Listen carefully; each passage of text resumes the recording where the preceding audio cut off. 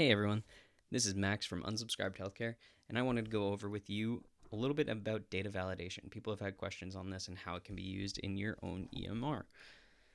I'll show you the data validation criteria that you can choose from and also demonstrate how I used it in my own EMR. So, for getting us started, list from a range is really useful. I use it all the time with my custom sheets that I've made. If I come over here and show you the treatment diagnosis, I've used this for the ICD-10 codes, so I can also continuously update them. So if we do treatment diagnosis, you can see I have a list of all of these items. This comes from the data validation, and you can see list from a specific range. If you go over and see what the criteria is, it says from database exclamation point is going to be the sheet that I use it on. So you can see at the bottom here it says database. So this is where it's pulling the information from.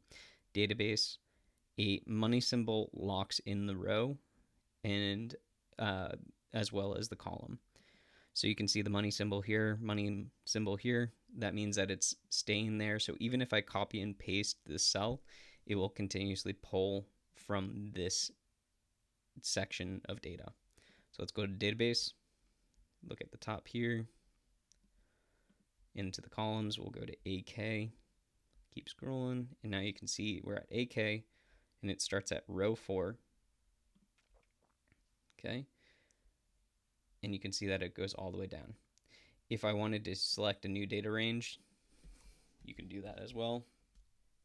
If I want it to be the whole entire column, I would type in AK4 colon AK. This tells the computer to select the whole entire column rather than just that one row.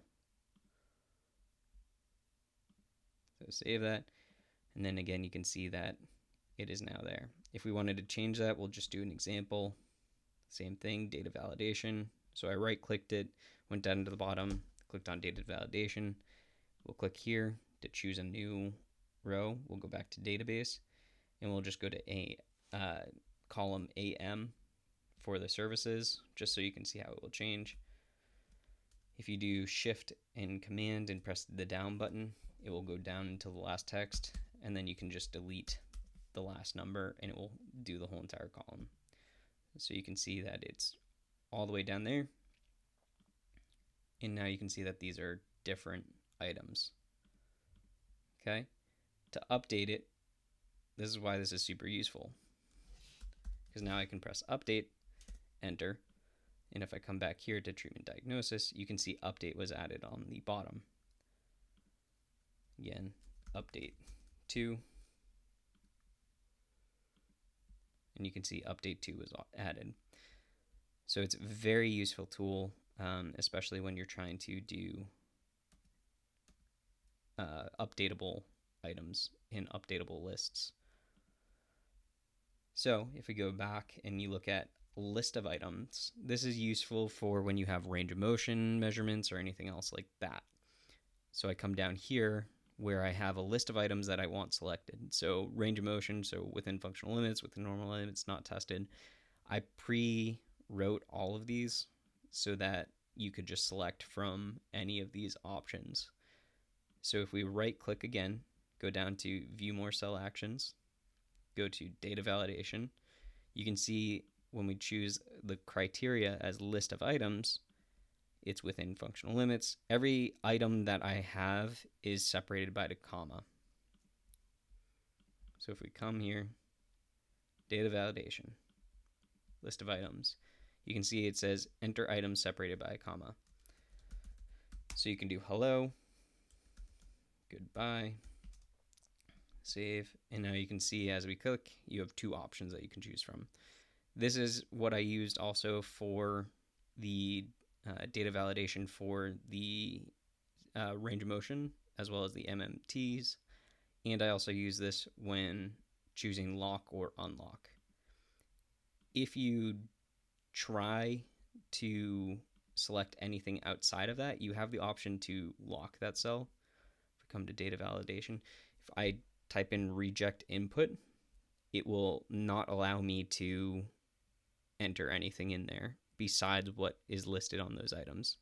So if I click save and you can see hello, goodbye, and I just try and type in hi, it will say the data you entered into that cell doesn't follow the rule set. So you can show warning as well, and you can also choose the validation help text and change that. So that's how I did it on the locking out the cells. You can see that if you click here and click lock, these cells now have a red triangle in the top right corner. And so if I try and type anything, it won't allow me to because it rejects the input. So if we do unlock, now the criteria is met and I can change it. Okay, so that's a little bit about rejecting the input. Numbers I don't use often at all. If we come to number, you can see it's between, so you can choose any of these options. Again, I haven't found really a good use for it for my custom EMRs, but it's certainly something that you can do. Same thing with text. I haven't used this at all, but you could use is a valid email. It'll make sure that you have an at and at a website. So if you want to make sure that you didn't mistype it or didn't have the at a valid website at the back, you could choose that. Again, I haven't used this that much for the templates that I've made. If we go to date, date is a valid date is really useful for when you click on date of service. It allows you to double click and it will pull up a calendar. So if we right click, data validation, you can see that date is a valid date. Just makes it easy, and if it's not a valid date, it will come up as red. You can also use the date for is equal to, so if you wanted to make sure it was before or after. So if this is the initial eval, you could use this data validation on the plan of care and make sure that, you know, your plan of care date ends after the start date or is equal to. What I mean by that is if we come down to the bottom, right, certification period starting, I have that equal to my date A14. So if we pick today, right, you can see that now I can make sure that this is from date is after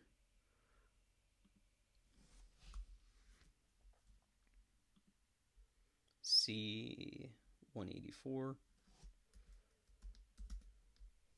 See if that works. So you can see that it comes up with a warning, has to be afterwards. So it just is a way for you to kind of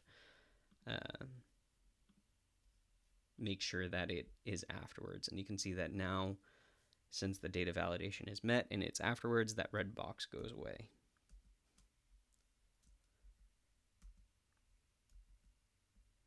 Okay. Custom formula I use to do the lockout. So if we come up here to the lock, you can see that these cells with the red triangle in the corner, if I go to data validation, my custom formula, I've written out that the cell B10 is odd, then you're going to reject the input. Okay, so it just allows you to put in your own custom formula. I haven't tried it with much else because this is what I needed it to do, but it's just a way for me to lock out those top cells in order to make sure that I don't mess up and ruin my titles if I'm trying to type quickly while using Excel sheets. So you can see here, if I try and type something, again, it's locked. We go to unlock and those triangles go away. That's because of the formula that I've written here, lock and unlock. To make this not show up as lock or unlock, you simply will make the text white to blend in with the background. If you make it black, you can see that the words will change and it's now visible. So that's how I make it invisible as well. If we come down to data validation, and the last thing is a checkbox that simply will put in a checkbox for you when you click it. If I don't like how it's a gray, you'll come up here to the A and click on the black box, and it will make the checkbox black now. It comes out as a default of gray. It's not my favorite, but it's easy enough to fix. So that's just a little bit about data validation. I hope this was helpful. Please remember to subscribe to Unsubscribed Healthcare for more helpful tips on Google Sheets and how to use it as an EMR.